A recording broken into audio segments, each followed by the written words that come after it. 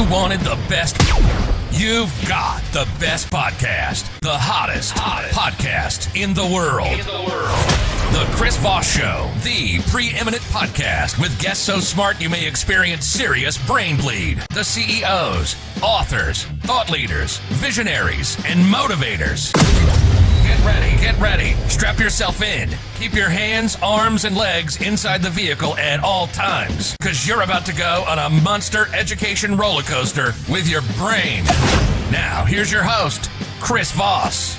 I'm Voss here from the ChrisVossShow.com. Ladies and gentlemen, there are the things that makes it official. Welcome to 16 years and over 2,300 episodes of the Chris Voss Show to date in 2025 January. Anyway, refer the show to your family, friends, and relatives. Go to goodreads.com/Chris Voss, linkedin.com/Chris Voss, Chris Voss one on the TikTokity, and all those crazy places on the internet. Opinions expressed by guests on the podcast are solely their own and do not necessarily reflect the opinions of the host or the Chris Voss Show. Some guests of the show may be advertising on the podcast, but it is not an endorsement or review of any kind. Today's featured author comes to us from bookstolifemarketing.co.uk. With expert publishing to strategic marketing, they help authors reach their audience and maximize their book's success. Commission into Defence and Veteran Suicide, that was 21 to 24. And what they focused on was deployment trauma. And that's kind of the common understanding that deployment trauma can create mental health issues for veterans. But the work that we've done is around how the culture and the systems of any military, particularly I look at the Five Eyes nations, that's the UK, US, Canada, Australia and New Zealand, to see how just the everyday kind of being part of a military can also have dramatic effects on people. And so that's the institutional abuse side of things. We've done a historical piece here. It goes back to 1969. Research goes back a bit further. And I guess the fundamental point we're making is that militaries are institutions of and for violence, for good reason. Yeah. But if you don't manage that potential for violence effectively, then it can be turned inside and back on its own people. And that's what we've been illuminating. And the book is the first historical record of that in Australia. And I'd say internationally, yeah. Any sort of organization big enough is definitely a penchant to abuse and issues. What led you to the story? What drew you to this story and writing about it? Yeah, I served myself I'm an Army veteran, and so I saw a little bit of it in the infantry and then as a military policeman. Mm-hmm. I left the service. I went to study. I did my PhD on other things completely. And then I started researching military justice reform in Australia, which was quite hot around the early 2000s. That became public, and people started approaching me with their stories. Mm-hmm. And I've been collecting those accounts for the last 20 years. Oh, wow. And what are some of the abuses that you see institutionally going on? Are these abuses that aren't even really specific too much to the Australian military, but to other militaries around the world? Yeah, I think, the unique element of any military is it has a very strong command and control character to it. Mm-hmm. It's highly regimented, and it has its own military justice system, its own health system, mm-hmm. and people are locked into that, into the military. In the US, for example, have families growing up on bases. We have a little bit of that in Australia, but what I'm getting at is that military life can be really immersive. Mm-hmm. When you lock that in with an institution that's about bringing civilians, running them through 12 weeks to 12 months of really intense training, it totally changes who you are. Yeah. Your civilian life is broken down, and you develop a loyalty, almost a principal loyalty to the military as your family and your mates and camaraderie. The key bit, I guess, is that the military justice system gives commanders complete discretion for a disciplinary action. Mm-hmm. So that's both useful to maintain military justice, but it also is a point where it can be exploited and used inappropriately. And so the sorts of abuse that we see in the military are, some of them are kind of what you would see in any large institution, physical, mm-hmm. sexual. Mm-hmm. But the key, the unique piece we see here is administrative violence. I don't know if you've heard of these terms, but like things like painting rocks and sweeping away the rain.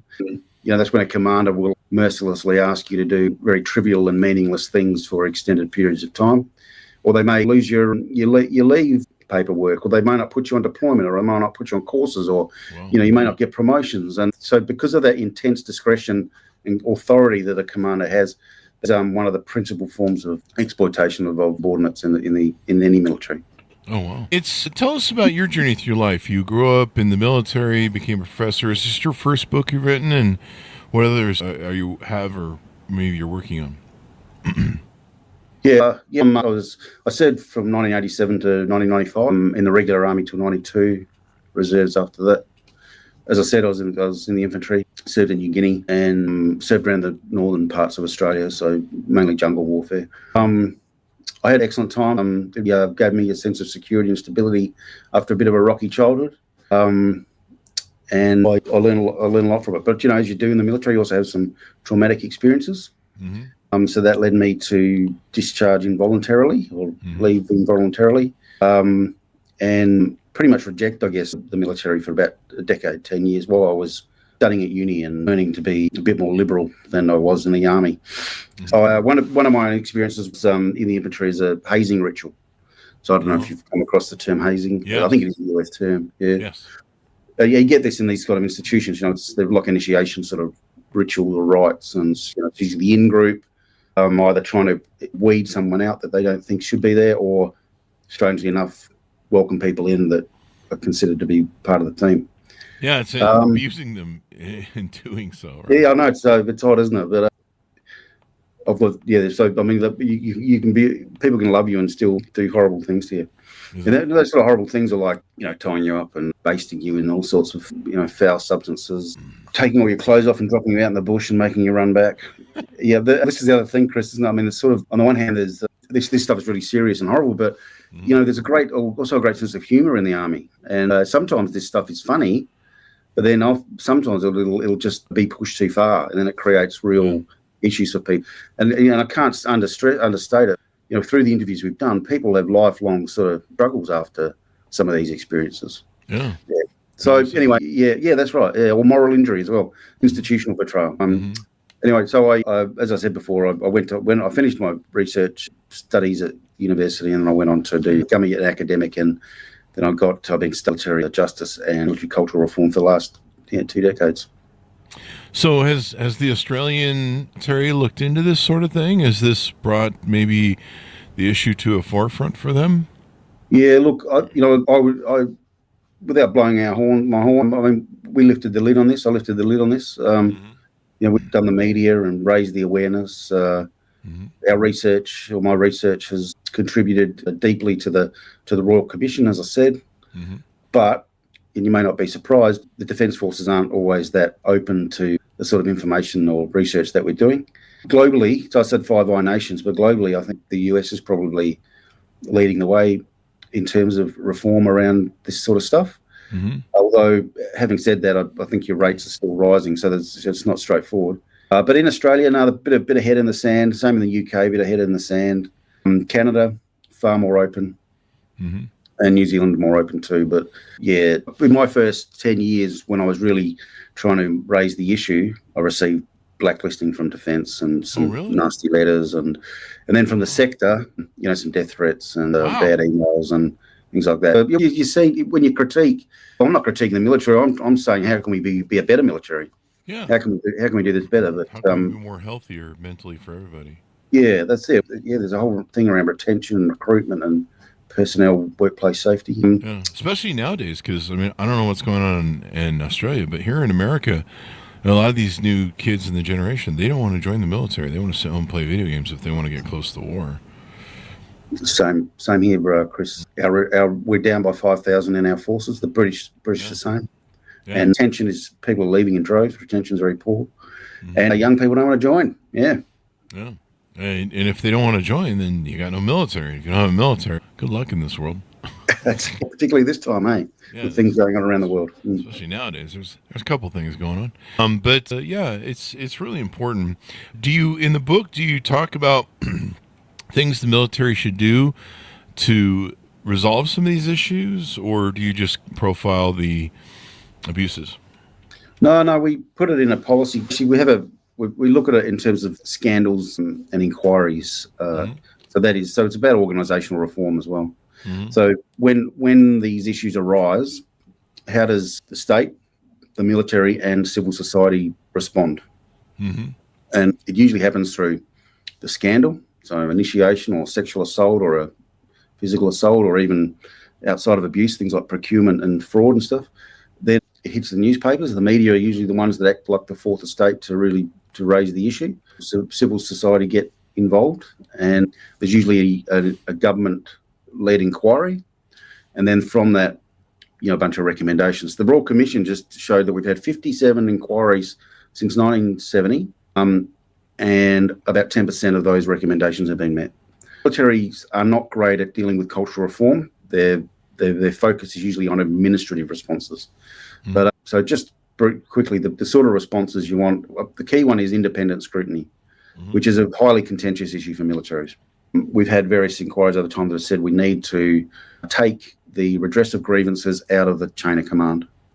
That was recommended back in 2005, and the Prime Minister, the Defence Minister, and the Chief of the Defence Force at the time vetoed 44 senators' recommendation on that front. That recommendation has recently been made again by the Royal Commission. So that's the key one. I guess the other one is, and you've got this in the US, but sexual misconduct prevention officers. So if people are exposed to this sort of behaviour, they can go to a specialised office. That has had some challenges in Australia with issues of confidentiality. I wouldn't say it's been intensely successful. Yeah, then there are a bunch of other responses as well. I just don't want to keep on talking forever. Sure. It definitely, I suppose in a military organization, a college, there's these things that go on, and I think they just get out of hand.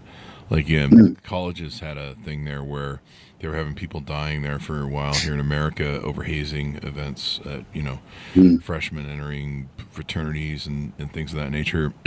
And it really caused a lot of problems because people don't send their kids to college to get, tarred and feathers and killed, and they send them to go learn stuff. And you're like, oh, I thought they were at school learning stuff, and they're tied up with goats or something. I don't know. I was going to say, no, sorry, it's gone. That's okay. Maybe I'll come back. It's like I said, I'm citing some of the scenes from Old School, the movie, with the goats, but Animal House, that sort of stuff. Was it Animal House? Yeah, Animal House too. Yeah, they did hazing in there. Sounds like it's something that needs to be called out. People. It's hard enough joining the military and surviving that environment, especially when you enter the theater of war. I mean, you don't need any more brain damage than you're already dealing with, really, when it comes down to it, in my opinion. Yeah. What do I know? I was going to say before we joined, bright-eyed, bushy-tailed, ready to go, serving the nation. Usually 17 or 18, maybe 20, 22. Very eager, and we expect. We expect that we may have to put ourselves in harm's way. That's the cost of war. We expect, that's a possibility. We don't expect what I call the cost of service. This sort of stuff, this sort of harassment or abuse or assault. Yeah. Well, that's important and stuff. What haven't we covered that we should talk about in promoting your book or the services you offer? I think you have a website that you offer to help people with these sort of things. We are solely a research entity. I established Open Door, improving the well-being of veterans, public safety personnel and their families in 2021, nearly about 4.5 years. We've led some significant national research projects. The way that it works, I guess, is that my aim was to try and build the research and then to work with others that can translate that research into suicide prevention or support for sexual assault or other things too, though. We don't just, not just on this side of things, we do transition. Transition is like a massively important part of military service. Like I said before, you spend that 12 weeks to 12 months getting socialised into the military. The military is highly scheduled, routinized, everything's covered for you. And then when you leave, well, at least in Australia, it can be a matter of signing on a dotted line and see you later. Yeah. And, so we do a lot of work around that, particularly around employment, recognition of prior learning, trying to translate those military skills into civilian skills, which is a difficult thing to do. I mean, you're a gunslinger and then you want to go to the city street to pick up some other work. You end up getting channeled into security or mining or whatever. So we're trying to create new pathways that allow people when they leave to ask, what do I want to do now? Not how do I do in Civvy Street what I did in the army or the military. Yeah. That's really key. I mean, I imagine you guys have the same problems we do with war and the military. We have a lot of military suicides. I think at least one veteran a day kills himself. There's a lot they deal with joblessness, homelessness, which is really extraordinary to me because the leadership that we teach in the American military is an extraordinary version of leadership and autonomy when it comes to if chain of command collapses, they can still go on their missions and do stuff. You see the difference between the military in Russia compared to the military for like us. And, these folks were handling multi-billion-dollar machines, right? Yeah. They're entrusted with multi-billion-dollar machines. They're entrusted with leading and organizing, and they can't find a job when they come back. That's just extraordinary to me. With that level of leadership that they're taught, they're great for organizations. And, I mean, the leadership is transposable. If you learn how to be a good leader, how to command a team, how to get shit done, because that's what the military does, yep. You should be great. You should be great for running a corporation or being a CEO. So it's a sad fact that this is going on, and suicides are so high, et cetera, in the military and the veterans. Yeah. Like as I've said a few times, we had the Royal Commission into Defence and Veteran Suicide. We don't have quite the rate or incidence of suicide that you do in the US, and there's a key difference too. It's you have guns, and you don't normally survive a gun attempt. Self-wound. Yeah, but in Australia, I mean, this is one of we're doing a national study on veteran suicide at the moment, and we've done 100 interviews. But we can do that with people who survive because they're not using the same lethal means that they do in some other places. Wow, isn't that something? Yeah, that's right. You guys don't have guns over there. You guys had that horrific event, I think, in the 90s or the 80s. Yeah, it might have been 96 Port Arthur massacre. Yeah. And you guys got wise. You're smarter than us, that's for sure. Anyway, final thoughts as we go out. Pitch people on the book, how they can reach out to you on the social media, et cetera, et cetera. Yeah, sure. We titled the book Warrior, Soldier, Brigand, and the reason for that is to ask the question, can we have an ethical militarism? Or can an authoritarian institution liberalise? Can it not be so... I mean, given the nature of its work, obviously hierarchy, command, authority are really important. But you can't all vote on who's going to take the hill in the military. Yeah. We're just posing the question, and not going to very deep into it, we're just posing the question, are you a warrior, a soldier, or a brigand? And what we mean by warrior is not this kind of hyper-masculine tough guy. I mean this idea of probably more like Eastern philosophy, I suppose, mercy, justice, judicious use of violence. Violence is a last resort. But still, when it comes down to having the capacity to resolve something, yeah. I mean, it's a hard balance to balance the two. Because, the penchant to kill is a very masculine thing. It really is. It's in our nature to kill. We're designed to be killers by nature. We're designed to be protectors and providers. A protector has got to be able to kill. And so it's very easy for us compared to women, but it is a masculine trait. And while I love Eastern philosophy, I wonder if that's really the best way for us to go, because we don't need a bunch of flim-flams in the military. And I'm using flim-flam as emotionalism and feminist sort of thinking. You need masculine people who can kill and who can respect the meritocracy. So, yeah, I don't know. I suppose there's got to be a way to bridge the gap. I guess, Chris, I think all of the Five Eyes have had some issue with war crimes. Yeah. It's not a dissimilar thing, right? We had just went through this. We have the Afghanistan war crimes, and the key figure in that, Ben Robert Smith, was created a defamation case against the news who were reporting, sort of trial by media, and that when you listen to the transcripts of the legal court case for whatever 8 weeks or whatever, there's two sides to it, and one is the rogue brigand, the rape, the pillage. And then there's still these special forces guys that are saying, no, I'm here for principle. I didn't come over here to shoot a farmer in the back. I didn't come over here to rape and pillage. I have a principled approach to my military action. And I think that's what we're trying to do. And militaries recognise that because they're trying to teach some sort of ethics. So I don't think it has to tip into everyone being a social worker. No offence to social workers, but, soldiers are better with guns than social workers. That's true. Yeah. Plus, most social workers are women. They're not going to shoot anybody. I mean, it's the wonderful thing that women aren't built that way.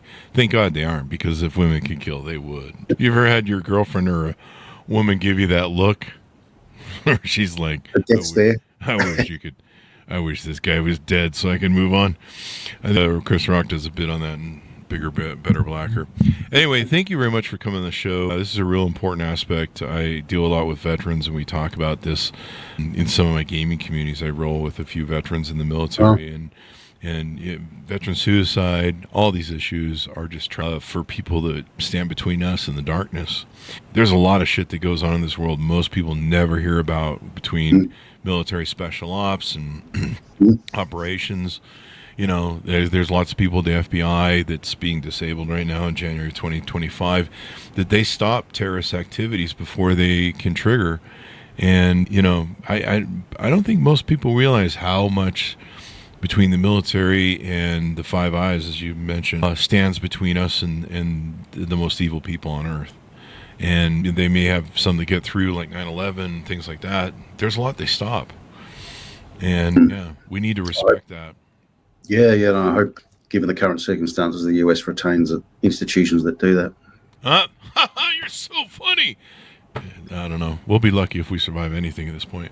It's getting weird. So anyway, thank you very much for coming on board, Ben. We really appreciate you being on the show and sharing the story. And let's all do better at respecting our veterans, everybody out there in the audience. Pick up his book wherever fine books are sold. Warrior Soldier Brigand. Institutional Abuse Within the Australian Defence Force, out July 8th, 2024. Go to goodreads.com/Chris Voss, LinkedIn.com/Chris Voss, Chris Voss 1 on the TikTok and all those crazy places on the internet. Be good to each other. Stay safe. We'll see you next time. Great discussion there.